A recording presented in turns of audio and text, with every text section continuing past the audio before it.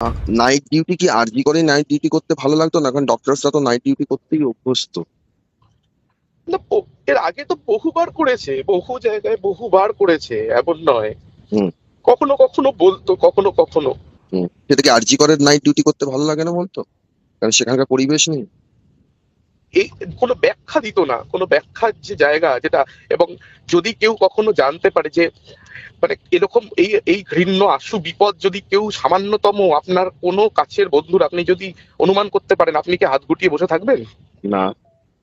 কোনোদিনই এই আশু বিপদ যদি কেউ কখনো বুঝতে পারে, হুম। কখনোই কখনোই কেউ চুপ করে থাকা পসিবল আরজি ছিল করে না। কাজের পরিবেশ।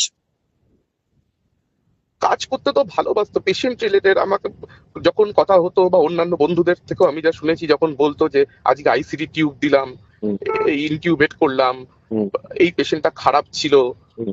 ওই ওই পেশেন্টটার অবস্থা একটুখানি কেমন।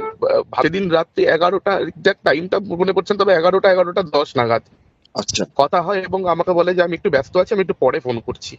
এরকম ডিউটিতে থাকলে যেরকম হয় আমাদের, হুম। আমরা পরের দিন কথা বলি, ফোন করি। সকালে সকালবেলায় মেসেজ করেছিল। সকালবেলায় সকালবেলায় ফোন করেছিলাম দুবার, হুম। বেজে গেল। অনেক সময় এরকম হতো, ও ডিরেক্টলি হয়তো ডিউটিতে থাকলে বা পেশেন্ট খারাপ থাকলে ধরতে পারে না, আপনি বা টেক্সট করেছিলেন, সেগুলো সিন হয়নি।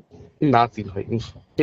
এরকম আরও নিউজ পেতে আমাদের চ্যানেলটি অতি অবশ্যই সাবস্ক্রাইব করে রাখুন। সাবস্ক্রাইব না করলে কিন্তু নিউজগুলো মিস হয়ে যাবে, তাই সাবস্ক্রাইব করতে একদম ভুলবেন না।